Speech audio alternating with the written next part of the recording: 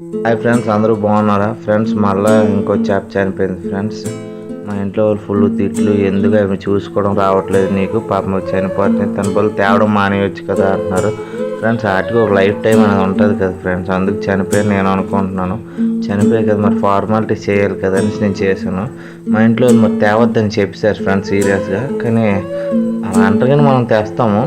కానీ మా ఫ్రెండ్ గారు దండం పెట్టన్నాడు, ఉన్నప్పుడు ఫుడ్ పెడితే సరిపోదు కదా ఫ్రెండ్స్, పోయినప్పుడు దండం పెట్టాల్సిన అవసరం లేదని నేను థింక్ చేస్తాను ఫ్రెండ్స్.